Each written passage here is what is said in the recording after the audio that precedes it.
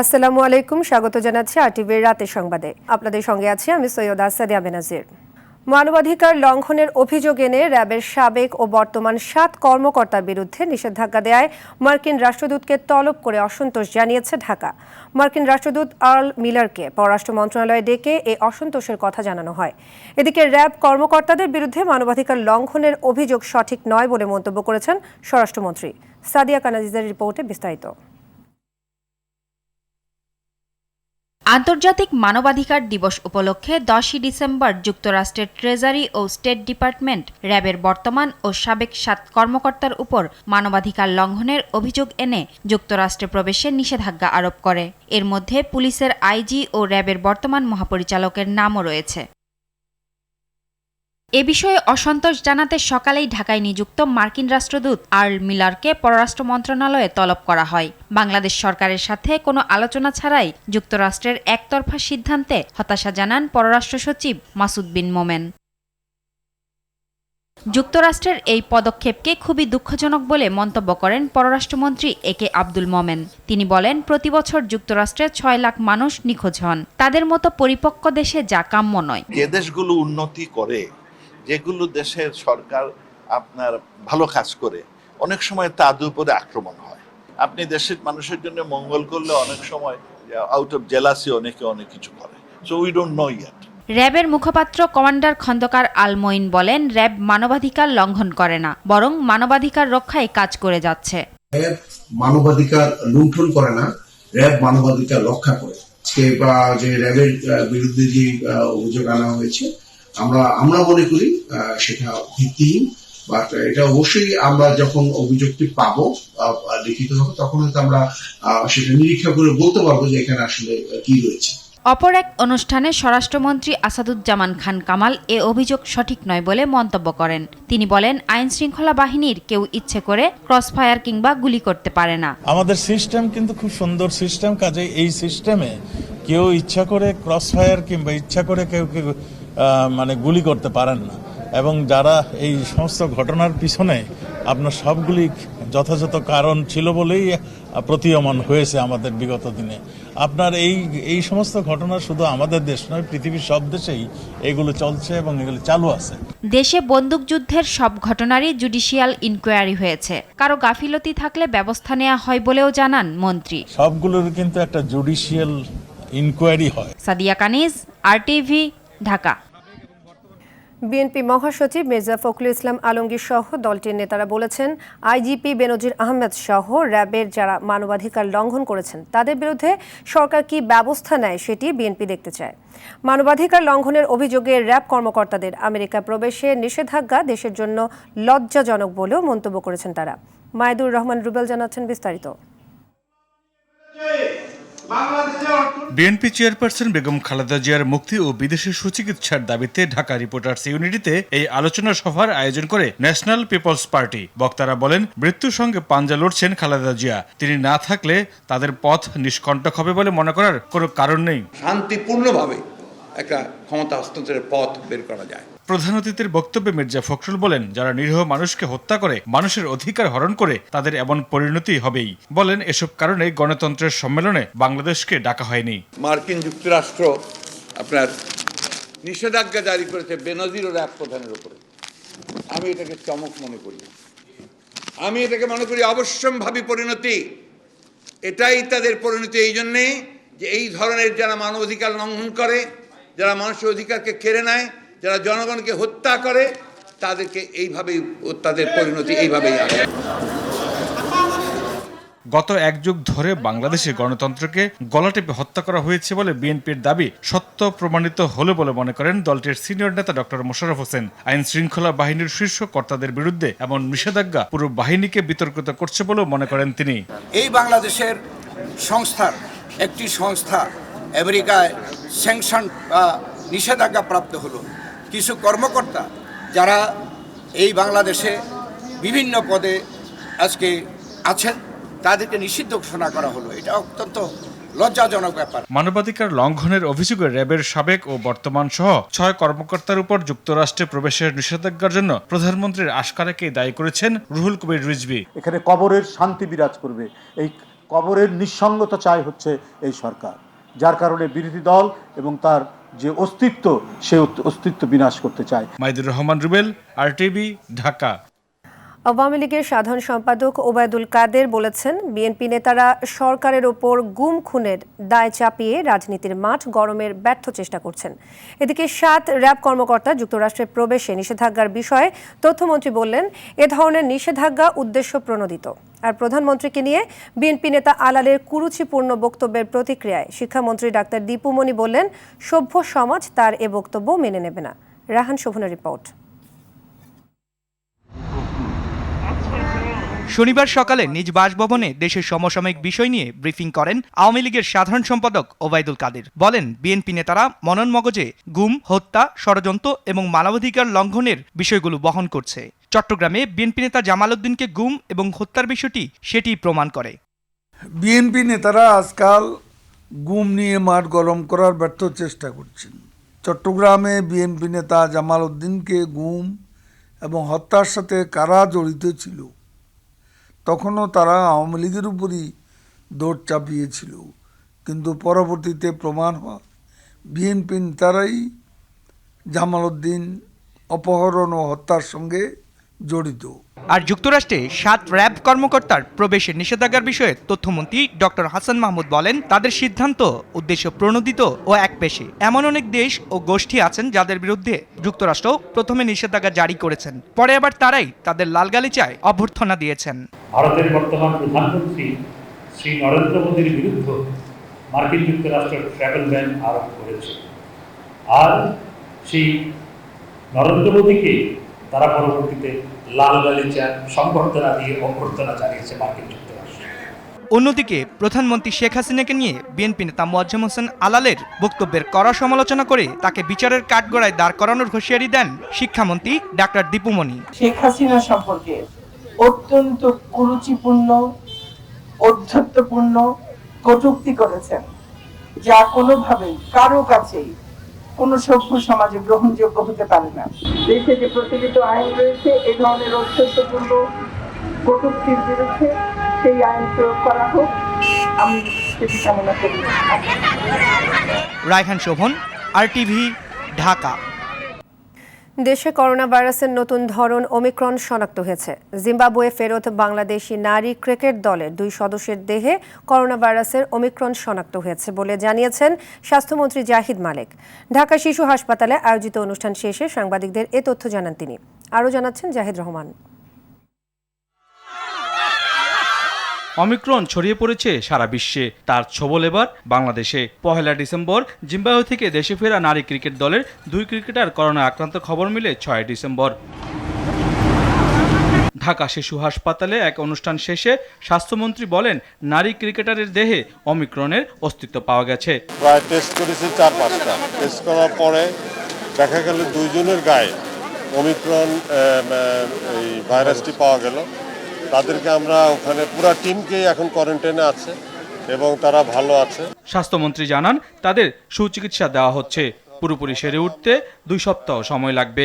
আমাদের স্ক্রিনিং এর ব্যবস্থা আমরা করেছি, জোরদার করেছি, এবং আফ্রিকা থেকে যারা আসবে তাদের তো ম্যান্ডেটরি কোয়ারেন্টাইন আমরা 14 দিন রেখেছি। টিকা আমরা যেটা ব্যবহার করছি, এই টিকাও কিছুটা কাজ করে ওমিক্রনের দমন করার জন্য। এদিকে বিসিবির সভাপতি জানান, 2 জন বাদে বাকিরা করোনা মুক্ত আছেন। যে পুরো টিম একসাথেই ছিল, অন্যরা সবাই নেগেটিভই আছে, এবং যাদের হয়েছে তারা একেবারেই অ্যাসিম্পটোম্যাটিক, তাদের কোনো সিমটম নাই। করোনা ভাইরাসের নতুন ধরন ওমিক্রনের প্রায় 60টি দেশে শনাক্ত হলেও এ পর্যন্ত কারো মৃত্যু হয়নি। ব্যাপকভাবে সংক্রমণ ঠেকাতে বিশ্বব্যাপী নতুন করে বিধিনিষেধ আরোপ করা হচ্ছে। জাহিদ রহমান, RTV, ঢাকা। করোনা টিকা উৎপাদনের প্রযুক্তি যাতে সব দেশ ব্যবহার করতে পারে সেদিকে উন্নত দেশগুলোকে দৃষ্টি দেওয়ার আহ্বান জানিয়েছেন প্রধানমন্ত্রী শেখ হাসিনা। সন্ধ্যায় গণভবন থেকে ভার্চুয়াল মাধ্যমে রাজধানীর বঙ্গবন্ধু আন্তর্জাতিক সম্মেলন কেন্দ্রে অনুষ্ঠিত আন্তর্জাতিক 4র্থ শিল্প বিপ্লব সম্মেলনের সমাপনী অনুষ্ঠানে এ আহ্বান জানান তিনি। সময়ের সাথে সাথে শিল্প কারখানার যে বিবর্তন দেখা দেয় তার সাথে তাল মিলিয়ে চলতে এ সময় সংশ্লিষ্টদের তাগিদ দেন সরকার প্রধান। আমাদের দেশের অর্থনীতি কৃষি ভিত্তিক, কিন্তু সাথে সাথে শিল্পায়নও আমাদের প্রয়োজন। কাজে কৃষি এবং শিল্প দুটোই আমাদের প্রয়োজন, আবার সেদিকে লক্ষ্য রেখে বিভিন্ন পদক্ষেপ আমাদের নিতে হচ্ছে। প্রতি 100 বছর পর পর শিল্পক্ষেত্রে বিভিন্ন বিবর্তন দেখা দেয়, কিন্তু এই বিবর্তনের সাথে আমাদের তাল মিলিয়ে চলতে হবে।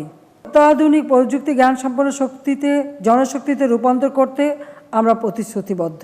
বিশ্বের উন্নত দেশগুলির সঙ্গে তাল মিলিয়ে আমরাও কৃত্রিম বুদ্ধিমত্তা, AI, robotics, internet of things সফলভাবে ব্যবহার করতে সক্ষম হব বলে আমি বিশ্বাস করি, কারণ আমাদের ছেলেমেয়েরা অত্যন্ত মেধাবী।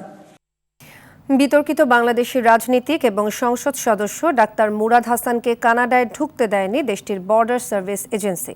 টরন্টো পিয়ারসন আন্তর্জাতিক বিমানবন্দর থেকে তাকে ফিরিয়ে দেওয়া হয় বলে জানা গেছে। কানাডার একটি স্থানীয় বাংলা অনলাইন বলছে, মধ্যপ্রাচ্যের একটি দেশে পাঠিয়ে দেওয়া হতে পারে বলে জানান প্রবাসীরা। তবে ডাক্তার মুরাদ এ মুহূর্তে কোথায় অবস্থান করছেন তা নিয়ে ধোঁয়াশা সৃষ্টি হয়েছে। এদিকে ডাক্তার মুরাদের মন্ট্রিয়ালে অবস্থানের বিষয়ে কোনো তথ্য দেয়নি দেশটির সরকারি সূত্র। তবে বিপুল সংখ্যক প্রবাসী সহ কানাডিয়ান নাগরিক কানাডায় তার প্রবেশের ব্যাপারে আপত্তি জানিয়ে সরকারের কাছে আবেদন করেছেন বলেও জানায় দেশটির বর্ডার সার্ভিস এজেন্সি। গত বৃহস্পতিবার মধ্যরাতে হজরত শাহজালাল আন্তর্জাতিক বিমানবন্দর থেকে এমিরেটস এয়ারলাইন্সের একটি ফ্লাইটে তিনি দেশ ত্যাগ করেন। কিশোরগঞ্জের কুলিয়ারচরে বোনকে উত্ত্যক্তের প্রতিবাদ করায় বখাটের হামলায় তার ভাই কলেজ শিক্ষার্থী রাহাত মারা গেছে। ঢাকা মেডিকেল কলেজ হাসপাতালে চিকিৎসাধীন অবস্থায় সকালে ওই শিক্ষার্থী মারা যান। এ ঘটনায় নিহতের ভগ্নিপতি সুজন মিয়া বাদী হয়ে দুইজনের নাম উল্লেখ করে হত্যা মামলা করেন। এদিকে হত্যাকারীদের গ্রেফতার দাবিতে কুলিয়ারচরে মানববন্ধন করেছেন এলাকাবাসী। নামের একটা ছেলে ধরে রাখছে আর রোগী নামের একটা ছেলে মাথায় আঘাত করছে। আঘাত করার পর সাথে সাথে মাটিতে ডলে পড়ে আর যেই দুটো মারধর করছে সেই দুটি ছেলে পালিয়ে যায়। প্রতিবাদ করার কারণে যদি তার মৃত্যু হয় তাহলে এটা আমাদের জাতি মেনে নেবে না। আমরা এই দৃষ্টান্তমূলক শাস্তি চাই। বোনের জন্য কোনো ভাই যাতে মৃত্যুবরণ না করে ইফটিজিং এর জন্য এর দৃষ্টান্তমূলক শাস্তি চাই। কক্সবাজারের রামু থেকে অপহৃত বাকি এক শিক্ষার্থীকে উদ্ধার করা হয়েছে। ভোরে মিজানুল ইসলাম নামের ওই শিক্ষার্থীকে উদ্ধার করে র্যাব। গতকাল সন্ধ্যায় টেকনাফের শালবন এলাকা থেকে জাহিদুল ইসলাম মামুন, মিজানুর রহমান নয়ন এবং পাহাড়ি এলাকা থেকে কায়েসারকে উদ্ধার করা হয়। তাদের সবার বাড়ি রামু উপজেলার কক্সবাজার টেকনাফ মেরিন ড্রাইভ সড়ক সংলগ্ন প্যাঁচার দ্বীপ এলাকায়। এর আগে ঘটনায় জড়িত সন্দেহে 3 রোহিঙ্গাকে আটক করেছে এপিবিএন। গত 7 ডিসেম্বর সেন্ট মার্টিন ভ্রমণের কথা বলে 4 শিক্ষার্থীকে অপহরণের অভিযোগ ওঠে স্থানীয় আবাসিক কটেজের কর্মচারী রোহিঙ্গা জাহাঙ্গীর আলম ও ইব্রাহিমের বিরুদ্ধে। পরে মুক্তিপণ দাবি করা হয়। এরা হয়তো আমাদের টাকার কারণে মারছে, ওরা তো আমাদেরকে আমাদের যে বন্ধুটা নিয়ে গেছে ওরা তো আমাদেরকে টাকার কারণে তো বিক্রি করে ফেলছে। সবার মোবাইল টাকা পয়সা সবগুলো হাতিয়ে নিয়ে ফেলছে। তাদের আত্মীয় পরিচয় দিয়ে অপর অপহরণকারীদের কাছে তাদেরকে হস্তান্তর করেছিল। তো এখন এটা কারা এবং এই চক্রটা কিভাবে কাজ করছে এটার বিষয়ে কিন্তু সুনির্দিষ্ট তথ্য আমাদের কাছে আছে। এই অভিযান পরিচালনা করতে গিয়ে আমরা আরো কিছু চাঞ্চল্যকর তথ্য পেয়েছি। দর্শক, ডাক্তার মুরাদ হাসানের বিষয়ে কানাডা থেকে আরও তথ্য জানাচ্ছেন সাংবাদিক মোহাম্মদ সাকিবুর রহমান খান। এই মুহূর্তের অবস্থান নিয়ে কিন্তু যে ধোঁয়াশাটা আগেও ছিল এখনো কিন্তু ঠিক সেই ধরনের ধোঁয়াশাই রয়ে গিয়েছেন। অর্থাৎ উনি কোথায় আছে সে বিষয়টি কিন্তু এখনো কেউ নিশ্চিতভাবে বলতে পারছে না। তা আমি এই মুহূর্তে কানাডাতে আছি, তো কানাডাতে আসলে নিশ্চিতভাবে কোনো সোর্সই বলতে পারছে না। আমি কানাডার কর্মরত বাংলাদেশি বিভিন্ন সাংবাদিক সহ বিভিন্ন লোকের সাথে কথা বলেছি, কিন্তু তারা তার অবস্থানটা জানাতে পারছিলেন না। তো আমরা যেটা আগে জানিয়েছিলাম যে তিনি হয় মন্ট্রিয়ালে আছেন অথবা দুবাইতে চলে গিয়েছেন। তো এই হয়ের মধ্যেই কিন্তু এখনো সীমাবদ্ধ রয়েছে, অর্থাৎ তিনি হয় মন্ট্রিয়ালে আছেন কিংবা দুবাইতে রয়েছেন। তো এর মাঝে আরেকটি খবর পাওয়া গিয়েছে, সেটা অত্যন্ত অসমর্থিত সূত্রের খবর, যে তিনি দুবাই থেকে হয়তো তিনি ঢাকাতে ব্যাক করতে পারেন। তো এই ধরনের গুজবের ডালপালা এই ধরনের সবকিছু চলছে। তো এখন পর্যন্ত কিন্তু আমরা নিশ্চিত নই যে তিনি মন্ট্রিয়ালে রয়েছেন, না তিনি প্লেনে রয়েছেন, না তিনি দুবাইতে রয়েছেন, না তিনি ঢাকায় যাচ্ছেন। কানাডা থেকে মোহাম্মদ সাকিবুর রহমান খান। কানাডা থেকে জানাচ্ছিলেন স্থানীয় সাংবাদিক মোহাম্মদ সাকিবুর রহমান খান। পঞ্চম জেনারেশনের নেটওয়ার্কিংয়ের যুগে প্রবেশ করছে বাংলাদেশ। অপেক্ষা আর মাত্র কয়েক ঘন্টার। প্রাথমিকভাবে ঢাকায় 6 স্থানে পরীক্ষামূলকভাবে চালু হবে এ সেবা। পর্যায়ক্রমে ছড়িয়ে পড়বে সারা দেশে। 5G প্রযুক্তিতে আমূল পরিবর্তন ঘটবে জীবনযাত্রায়। তবে এখনও প্রয়োগক্ষেত্র বিস্তৃত না হওয়া, স্পেকট্রামের দাম ও পরিমাণ এবং 5G সাপোর্ট সিস্টেমের অভাবকে চ্যালেঞ্জ হিসেবে দেখছেন প্রযুক্তিকর্তারা। রুহুল আমিন তুহিন জানাচ্ছেন বিস্তারিত। 4G'র চেয়ে প্রায় 40 গুণের বেশি দ্রুতগতির ইন্টারনেট প্রযুক্তি 5G। শুধু মোবাইল ফোনে সীমাবদ্ধ না থেকে কৃষি, শিল্প, খামার বা তথ্য প্রযুক্তির বড় ধরনের প্রকল্পে ব্যবহারের জন্য এ প্রযুক্তি। স্মার্টফোনের মতো smart home, smart road, smart city, village বা ফার্ম পরিচালনা করা যাবে এ প্রযুক্তির মাধ্যমে। বিশ্বের প্রায় 700টি টেলিকম প্রতিষ্ঠান বিভিন্ন দেশে 5G নেটওয়ার্ক নিয়ে কাজ করছে, যেখানে 184টি প্রতিষ্ঠান এই প্রযুক্তি চালু করেছে। বাংলাদেশে নেটওয়ার্ক তৈরিতে কাজ করছে প্রযুক্তি প্রতিষ্ঠান হুয়াওয়ে ও নোকিয়া। ডিফারেন্সটা কি হবে যে এখন অনেক রকম অ্যাপ্লিকেশন যেটার এই ধরনের খুব কুইক রেসপন্স টাইম দরকার, সেগুলো আমরা এখন চোখেই দেখতে পাচ্ছি না, বিকজ ওই নেটওয়ার্কটা নাই। 5G আসলে ওরকম পার্সোনাল স্ফিয়ারে এবং ইন্ডাস্ট্রিয়াল সেক্টরে এই ধরনের প্রচুর অ্যাপ্লিকেশন তৈরি হবে। 5G'র আসলে যেটা হবে যে আপনার ফ্রিজ, টিভি এরা নিজেদের সাথে কথা বলতে পারবে, বা আপনি এভাবে চিন্তা করতে পারেন যে আপনি টিভিতেই কোড দিয়ে রাখবেন যে যদি ডিম কমে যায়, 2টা ডিম থাকে, ইউ অর্ডার।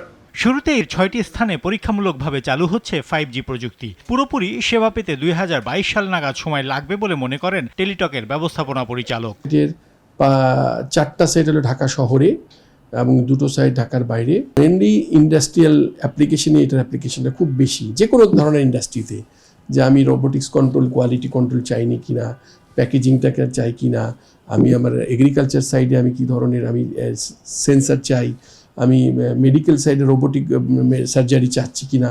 5ম জেনারেশনের এই প্রযুক্তিতে যুক্ত হতে প্রস্তুত বেসরকারি খাতের অপারেটররাও। তবে এক্ষেত্রে বেশ কিছু চ্যালেঞ্জ দেখছেন তারা।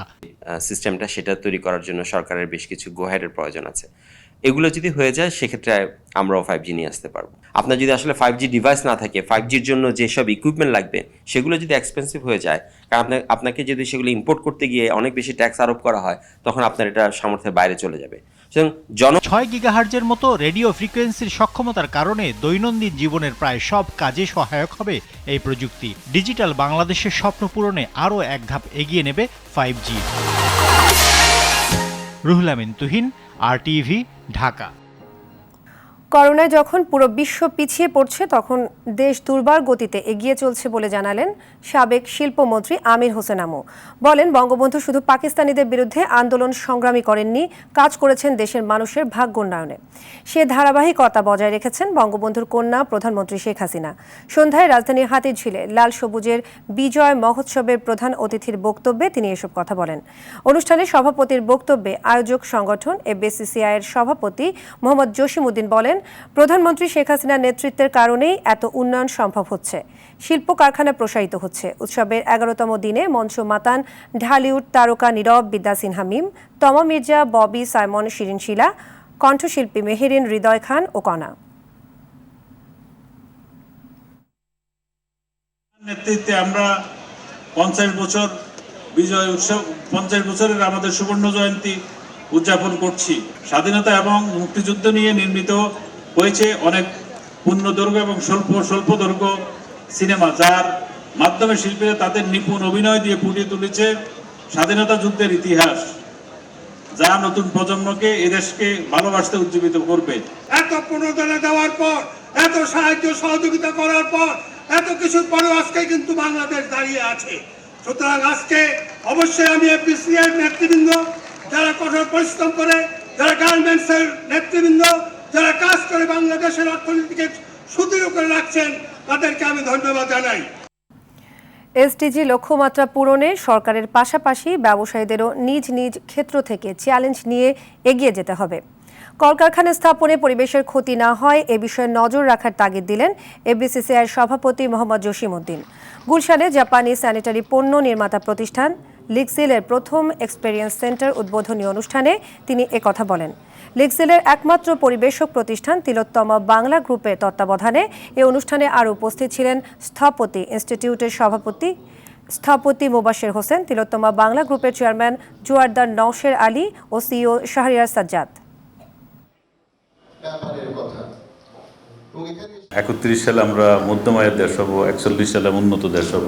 এই যে টার্গেটগুলি আমাদের সামনে, এই টার্গেটগুলি কিন্তু নিয়েই কিন্তু আমরা দেশটা আগাচ্ছে, এবং এই যে আগানো টার্গেট এর সাথে সাথে কিন্তু অনেক পরিবর্তন আসবে, অনেক পরিবর্তন করতে হবে আমাদেরকে, অনেক জায়গায় যেতে হবে। মাননীয় প্রধানমন্ত্রী 7টা আপনার কোল বেস আপনার বিদ্যুৎ প্লান্ট সাইন করার পরে এখন বন্ধ করে দিয়েছেন, উনি ক্যান্সেল করেছেন। এই যে কমিটমেন্ট টু দ্য আপনার সাস্টেনেবিলিটির উপরে, ইট ইজ ভেরি ইম্পর্টেন্ট। অভিনেতা ও গায়ক তাহসান খান জানিয়েছেন, শুধু ইভ্যালির গ্রাহক নয়, ওই প্রতিষ্ঠানের কারণে তিনি নিজেও চরম ক্ষতিগ্রস্ত। তার বিরুদ্ধে মামলার বিষয়ে জানতে চাইলে সন্ধ্যায় আরটিভিকে বলেন, সাধারণ মানুষ ক্ষতিগ্রস্ত হচ্ছে সেই বিষয়ে তিনি ব্যথিত, আর যেন কেউ হয়রানির শিকার না হয় সে প্রত্যাশা করে তাহসান বলেন, তদন্তের মাধ্যমে বেরিয়ে আসবে তিনি নির্দোষ। আইনের প্রতি শ্রদ্ধাশীল আর আইন প্রয়োগকারী সংস্থার প্রতি আমার আস্থা আছে। তদন্তে নিশ্চয়ই উঠে আসবে যে আমরা কোনোভাবে আসলে ব্যবসার অভ্যন্তরীণ বিষয়ে জানতাম না আর জড়িতও ছিলাম না। জয়েন করার পরে আসলে এত বেশি কাস্টমার কমপ্লেইন আমার কাছে আসে যে আমি মে মাসেই চিঠি দিয়ে টার্মিনেট করে চলে আসি। আমি আসলে যেরকম ক্ষতিগ্রস্ত হয়েছি সেটা হয়তো আমি মানুষকে বলতে পারছি না, কিন্তু সাধারণ মানুষ ক্ষতিগ্রস্ত হচ্ছে ওই ব্যাপারটায় আমি ব্যথিত। যেভাবে হ্যারাস্ট হচ্ছে এটা যেন আর কন্টিনিউ না হয়। আইন প্রয়োগকারী সংস্থা সুষ্ঠুভাবে তদন্ত করে ব্যাপারটা বের করবেন। সংবাদ শেষ করব পুলিশের নিয়োগ পরীক্ষায় উত্তীর্ণ আসপিয়ার খবর দিয়ে। অবশেষে প্রধানমন্ত্রীর নির্দেশে জমি ও ঘর পাচ্ছেন বরিশালে পুলিশ কনস্টেবল নিয়োগ পরীক্ষায় উত্তীর্ণ আসপিয়া ইসলাম। স্থায়ী ঠিকানা নিশ্চিত হলে তার চাকরি পেতে আর বাধা থাকছে না। এর আগে মেধা তালিকায় 5ম হয়েও নিয়োগের চূড়ান্ত প্রতিবেদনে বাদ পড়েন আসপিয়া। বরিশালে নিজেদের এক খণ্ড জমি না থাকায় তাকে বাদ দেওয়া হয়। ডিআইজির কাছে গিয়েও নিরাশ হন তিনি। বিষয়টি সোশ্যাল মিডিয়ায় সমালোচনার জন্ম দেয়। বরিশাল প্রতিনিধি আলী জসিমের তথ্যছবিতে রাসেল আহমেদের রিপোর্ট। গেল কয়েকদিন ধরে সামাজিক যোগাযোগ মাধ্যমে ঘুরছে এই ছবিটি। বরিশাল ডিআইজি কার্যালয়ের মূল ফটকে বসে রয়েছে অসহায় মেয়েটি। পুলিশ কনস্টেবল নিয়োগ পরীক্ষায় মেধা তালিকায় 5ম, এরপরও নিয়োগ হয়নি। ভূমিহীন পরিচয় তার নিয়োগে বাধা। কনস্টেবল পদে বরিশাল জেলায় গত 10 সেপ্টেম্বর বিজ্ঞপ্তি প্রকাশ করে সদর দপ্তর। শারীরিক, লিখিত, মৌখিক ও স্বাস্থ্য পরীক্ষায় উত্তীর্ণ হন আসপিয়া। চূড়ান্ত নিয়োগের আগে পুলিশ ভেরিফিকেশনে বাদ পড়েন তিনি। কারণ হিসেবে বলা হয় বরিশালের স্থায়ী বাসিন্দা নন, বাবাহারা মেয়েটির পরিবার অন্যের জমিতে বসবাস করে। মেডিকেল টেস্ট থেকে সবগুলা উত্তীর্ণ হয়েছি, কিন্তু থানায় যখন ভেরিফিকেশনের জন্য যাওয়া হয়েছে তখন ওনারা বলছে যে আপনার স্থায়ী জমি লাগবে। তো আমাদের স্থায়ী জমি না থাকে ওনারা বলতেছেন আমার চাকরিটা হবে না। বিষয়টি নজরে আসলে আসপিয়াকে সরকারি জমিতে ঘর নির্মাণ এবং চাকরির ব্যবস্থা করতে নির্দেশ দেন প্রধানমন্ত্রী শেখ হাসিনা। প্রধানমন্ত্রীর নির্দেশনা পেয়ে কাজ শুরু করেছে বরিশাল জেলা প্রশাসন। হিজলা উপজেলার বিভিন্ন স্থানে খাস জমি ঘুরে দেখে বড়চালে ইউনিয়নে কয়েক শতাংশ জমি প্রাথমিকভাবে নির্ধারণ করা হয়। চূড়ান্ত হলে সেখানে ঘর নির্মাণ করা হবে। আমরা খুঁজে মোটামুটি এই জায়গাটা পেলাম, এখন আরো একটু কাগজ কলম দেখতে হবে, তারপরে ফাইনালি আমরা কাজ শুরু করব। এই ঠিকানার জন্য আমরা আগামী যে প্রজেক্টে টাকা আসবে আমাদের ওই ধাপে আমরা তাকে অবশ্যই আমরা একটি ঘর আমরা তাকে উপহার দেব। প্রধানমন্ত্রীর সহযোগিতা পেয়ে খুশি আসপিয়া। একই সঙ্গে ভূমিহীনরা চাকরি পাবেন না এমন বিধি সংশোধনের দাবি জানান সচেতন মহল।